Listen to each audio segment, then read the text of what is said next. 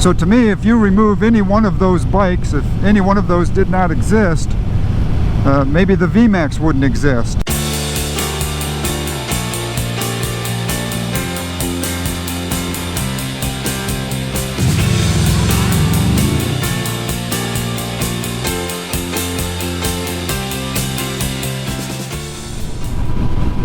What a great day for a ride.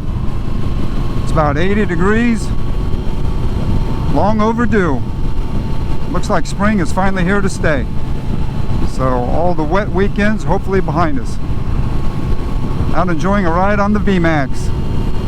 VMAX 1700. And of course, since I got this and started my YouTube channel, there's been a lot of comments about the VMAX and its origins with the VMAX 1200. And one of the things that I noticed is a lot of times people will talk about the VMAX, the original VMAX, and where it got its engine. And that was from the Yamaha Royale. And I know I've mentioned a couple times, yeah, one of these days I'm going to talk a little bit further about that and how the original VMAX kind of came about. Well, today is that day, so let's talk about that for a little bit.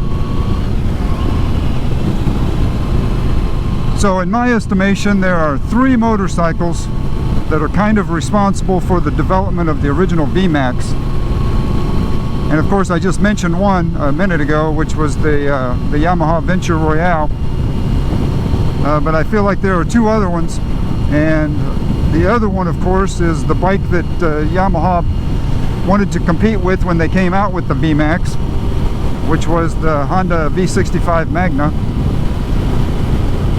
And the other one is probably going to take a lot of people by surprise when I say it's the Honda Goldwing. But just bear with me for a minute and I'll show you how I arrived at that. Now, the one thing we know is that the V65 Magna came out in 1983, and it wasn't until 2 years later that Yamaha answered with the VMAX. They went with the same kind of engine, a V4, but they came out with a larger displacement. You know, you always had to one-up the competitor. So the V65 was an 1100 cc and the VMAX was 1200 cc's. But what made things convenient for Yamaha was the fact that they already had that V4, and they'd had it for a couple of years, because in 1983, that was the year that they released their version of the fully dressed touring motorcycle, which was the Royale. And unlike other touring bikes, this one used a V4 engine. So the most engines back in that day were V-twins, and the Goldwing being another one that was different, it used a 4-cylinder as well, but it was a flat 4, or horizontally opposed, or a boxer, a 4-cylinder boxer, if you want to call it that.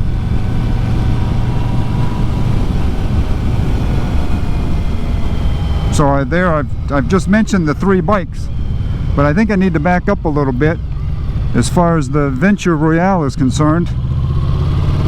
And how that came about was, again, because of the Honda Goldwing. Honda came out with the Goldwing in 1975, but it wasn't until about 5 years later, after they witnessed a lot of owners of the Goldwing putting accessories on it to make it a touring bike. So they were putting fairings and bags and dressing it out that way, because really, when you look at the original Goldwing 1975, that's a standard motorcycle. It just happened to be a large one. So Honda decided that they could come out with a fully dressed bike themselves, and of course charge more for it. But when they did that, they were the first Japanese motorcycle manufacturer to come out with a fully dressed touring bike. And of course, like any industry, the competitors wanted a piece of that market, so they made their own version. So Kawasaki, Suzuki, and Yamaha, they each came out with their own.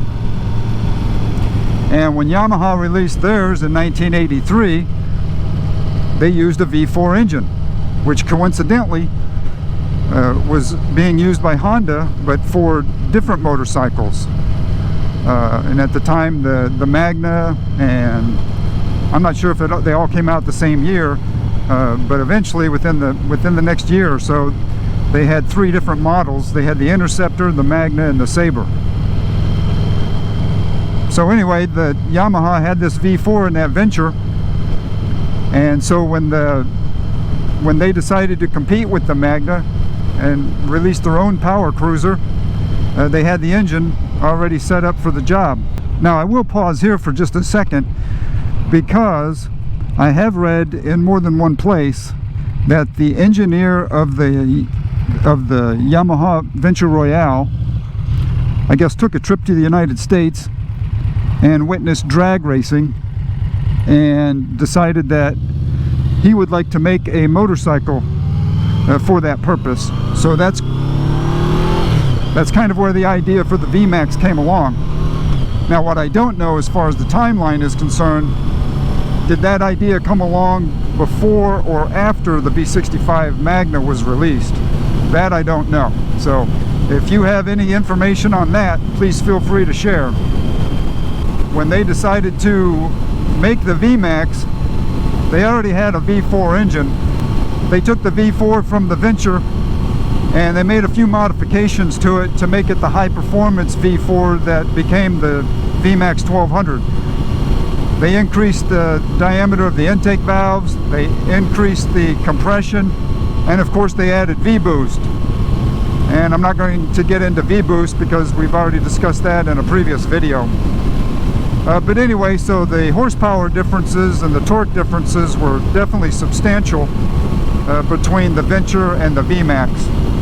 I don't know if this was already in the works or if this is something that they quickly tried to scramble to get together to compete with Honda.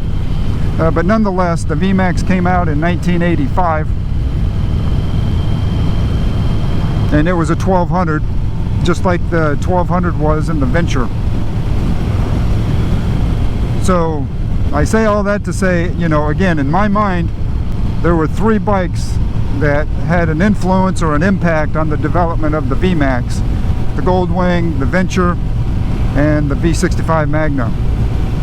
So to me, if you remove any one of those bikes, if any one of those did not exist, maybe the VMAX wouldn't exist.